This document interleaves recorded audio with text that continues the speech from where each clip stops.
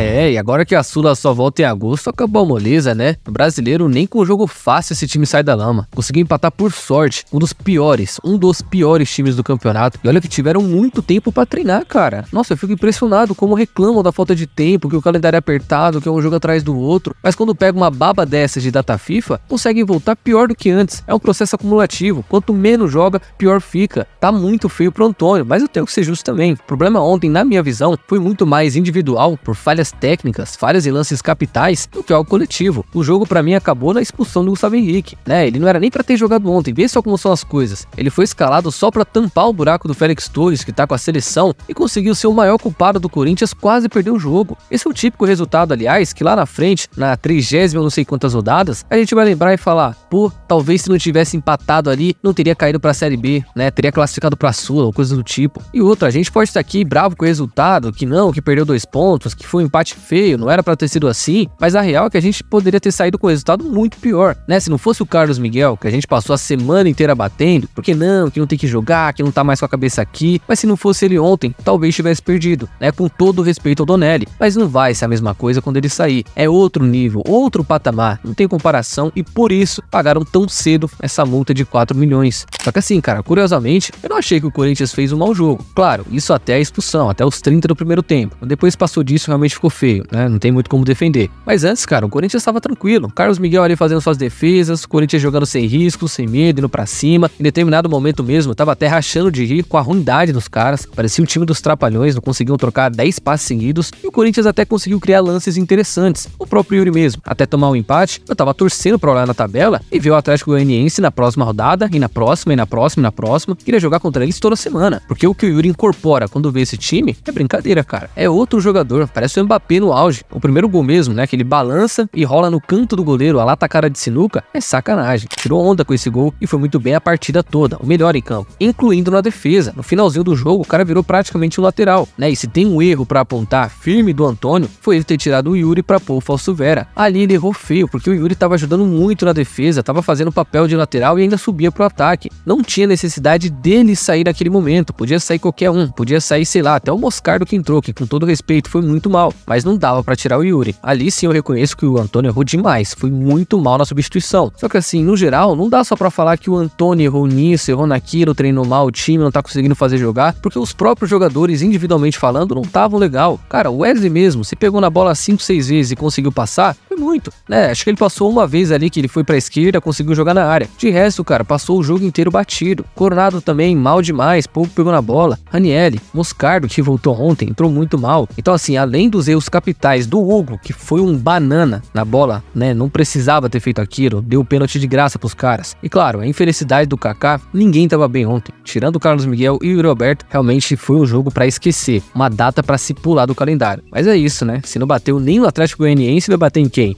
No São Paulo? No Inter? No Atlético do Paraná fora? Ah, vai sim, pelo amor de Deus.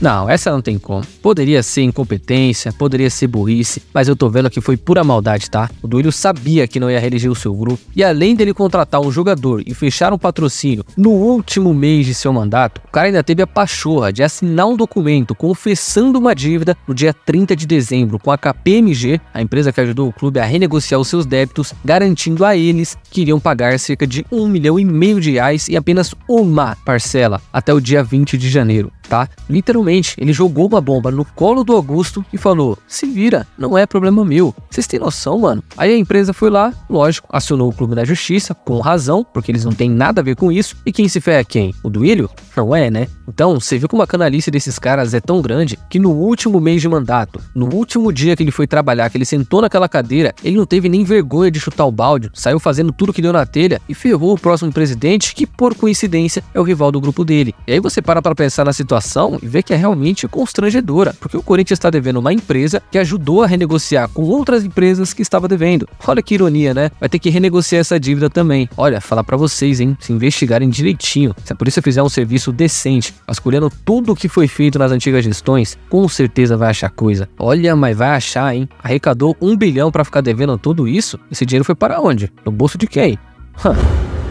E esse papo de Marcelo Paes no Corinthians, hein? Será que tá perto? Será que tá longe? Porque de início foi divulgado aí que o atual CEO do Fortaleza teria sido convidado pelo Augusto Melo para ser CEO aqui, né? O Augusto não quer um cara de mercado, desconhecido. Ele quer o nome pronto do futebol. E aí o próprio Marcelo Paes confirmou que realmente foi convidado de uma forma educada e bababá. E em duas entrevistas diferentes, teve duas aspas que eu achei muito interessante, tá? Uma, onde ele diz que voltará a conversar com o presidente em breve, que vai dar a resposta ao convite que ele fez. E a segunda, onde ele diz que uma coisa é agora, outra coisa é no final do ano, que ele não quer abandonar esse projeto vitorioso que ele tem por lá. Claro, ele ainda pode negar o convite. Nessa segunda reunião, pode não ficar muito tentado com o projeto, achar que ficar no Fortaleza é mais benéfico para ele, mas só dele deixar a possibilidade em aberto e não negar em nenhum momento o convite, você acaba criando uma esperança de que realmente pode dar certo. E óbvio, eu gostaria que ele viesse para cá ainda esse ano. Pela fala dele, não me parece que isso vá acontecer, mas ainda que seja em 2025, para mim estaria de bom tamanho também. O lance é, não dá para continuar só com o Augusto, tá? Infelizmente, toda a credibilidade que ele diz ter com a torcida, eu acredito que já não exista faz tempo. Então, caso o Marcelo Paes venha, seria um baita acerto na gestão. Lembrando que o Fortaleza acabou de ser campeão da Copa do Nordeste e só na gestão do Marcelo Paes já foram 9 títulos conquistados, fora uma final de Sul-Americana.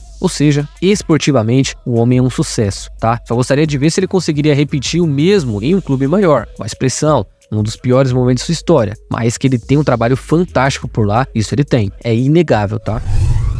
Ainda na mira do Corinthians, o meia Lucas Evangelista foi perguntado ali, após o jogo contra o Atlético Mineiro, se existe mesmo o interesse do Corinthians e se tem uma chance dele vir pra cá. E cara, o que eu fiquei mais impressionado com a resposta dele é que ele disse sem medo que recebeu sondagens no início do ano, que tiveram algumas conversas sim, e que ele seria hipócrita de não analisar uma proposta do Corinthians, que ele ama onde ele está, beleza, é feliz, mas que é o Corinthians, ele sabe da grandeza do clube e ele diz ainda que o que tiver de acontecer, vai acontecer. Então, dá pra ver que ele quer, né? Querer ele quer. O sim dá pra dizer que já temos. Só faltaria, lógico, negociar com o Bragantino, que só pra ressaltar, pagou cerca de 7 milhões de reais pra tirá-lo do Nantes da França em 2020. E mesmo hoje, com 29 anos, um patamar muito acima do que veio, eu pelo menos não acredito que vão pedir mais de 20 milhões de reais pra vendê-lo nessa janela. É o meu palpite. Imagino que se não conseguirem fechar com o Hernani do Parma, o Evangelista seria um excelente plano B. E esquece revenda, tá? E muita gente falando que não, que tá velho, que não vai dar pra vender depois, mas cara, o retorno dele seria em campo. Ano passado mesmo, quase todos os números dele foram impressionantes. Mais passes decisivos, mais duelos ganhos, mais desarmes, foi muito bem e eu gostaria muito de vê-lo aqui.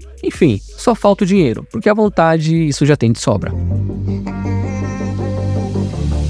Então, fiel, é isso por hoje. E antes de vocês saírem do vídeo, não se esqueça de deixar a curtida e se inscrever no canal, que já vai estar me ajudando demais e vai contribuir para mais vídeos por aqui, certo? Espero vocês numa próxima, tamo junto e vai Corinthians!